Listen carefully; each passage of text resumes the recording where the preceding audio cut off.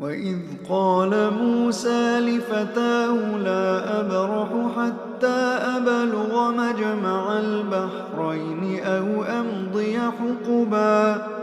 فلما بلغا مجمع بينهما نسيا حوتهما فاتخذ سبيله في البحر سربا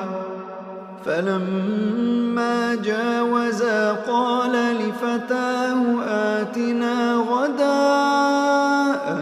لقد لقينا من سفرنا هذا نصبا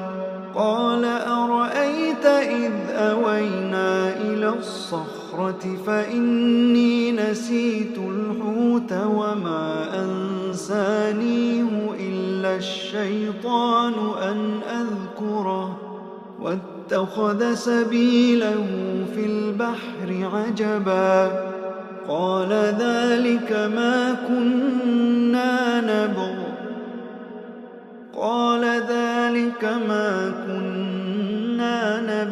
فارتدا على آثارهما قصصا